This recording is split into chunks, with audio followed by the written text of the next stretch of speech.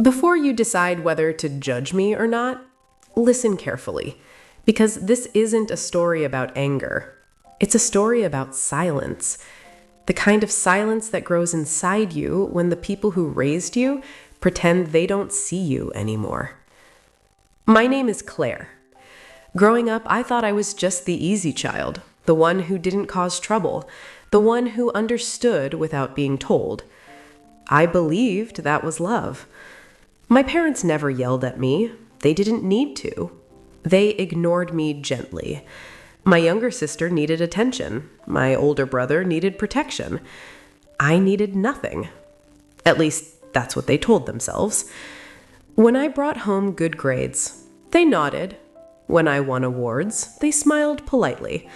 When my siblings failed, the house stopped breathing. I learned early that praise was loud only when it wasn't meant for me. I didn't complain, because complaining felt selfish. I told myself, they love me in their own way. They trust me more. They know I'll be okay. That belief kept me quiet for years, until the day it cracked. It was supposed to be a normal family dinner. No celebration, no argument, just food. Halfway through the meal, my father said, "We need to talk about the future." My mother didn't look at me. My brother leaned back confidently. My sister smiled. That's when I knew this conversation wasn't meant for me. My father continued, "We've decided to make some changes." Changes. That word sat heavy in my chest.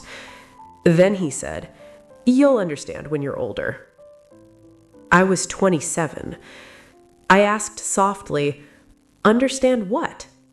My mother finally looked up and said, "You've always been independent. You don't really need us the way they do." That sentence stayed with me. Not because it hurt, but because it explained everything. I wasn't loved less. I was needed less. And in my family, need was the only form of love that mattered. After that night, things shifted. Doors closed more often. Conversations stopped when I entered. Plans were made without telling me. I noticed, but I stayed quiet, because silence had kept me safe before. Then came the day I found the folder. It wasn't hidden. It wasn't locked. It was left out as if no one expected me to look. Inside were documents, letters, decisions, all about my life, none involving me. That's when I realized something terrifying. They hadn't forgotten me. They had already moved on. And the reason they stayed so calm around me was because they believed I would never question it. They were wrong. Because that folder wasn't the end of the story. It was the beginning, and what I discovered next would force them to finally see me, whether they wanted to or not. The public event was my parents' anniversary gala. 50 years of marriage, hundreds of guests, local politicians, business partners, cameras everywhere. They called it a celebration of hard work and sacrifice. They never mentioned my name. I arrived early, not dressed to impress, not dressed to disappear, just present. My mother saw me first. Her smile froze for half a second, enough time for fear to show. My father avoided my eyes. My brother pretended I wasn't there.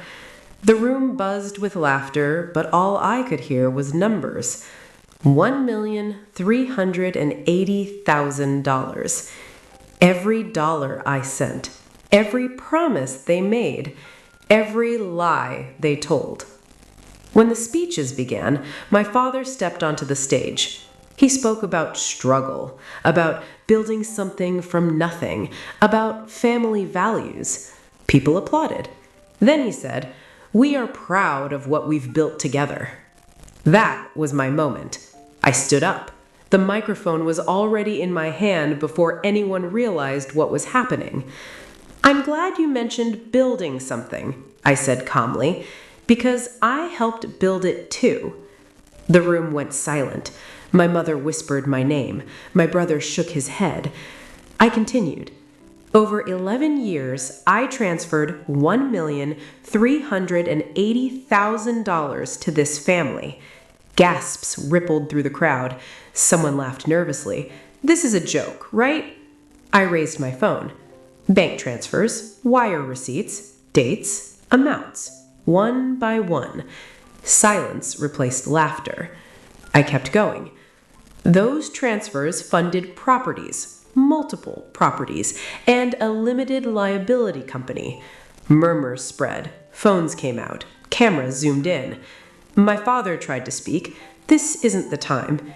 It is, I said. You made it public when you claimed it was yours. I looked at the crowd. The luxury home you admire? Paid for with my money. The investment accounts? Funded by my transfers. The LLC? Registered without my knowledge. My mother's face collapsed. My brother looked like he couldn't breathe. Someone asked, "Is this true?" I answered calmly, "Yes, and it's all documented." I placed copies of the records on the table near the stage. Receipts don't raise their voice, they don't argue, they just exist. Security approached, then stopped, because no one knew who was wrong. The gala didn't end with applause, it ended with whispers. Guests left quietly, business partners avoided eye contact, sponsors pulled away. That night, my phone exploded with messages. My mother begged, my father demanded I stop, my brother accused me of jealousy. "You're destroying everything," he wrote. I replied once, "You destroyed it when you spent money that wasn't yours." Then I stopped responding. The legal process was slow, but money leaves trails. Property purchases, shell companies, hidden accounts. Every dollar pointed back to me. The ruling came months later. Assets frozen, ownership disputed, investigations opened. The empire they built with my silence collapsed under its own paperwork. My parents lost more than money. They lost credibility, reputation, control. My brother lost protection, excuses, cover. And me? I didn't gain revenge. I gained distance. Distance from lies, distance from manipulation, distance from people who saw me as an account number. I rebuilt quietly, on my terms. I learned something important. Silence doesn't keep the peace. It only delays the truth. If you're listening to this and something feels familiar, check the numbers, check the documents, and check who benefits from your silence. And if you stayed until the end, subscribe. Because stories like this aren't just about money. They're about finally taking your life back.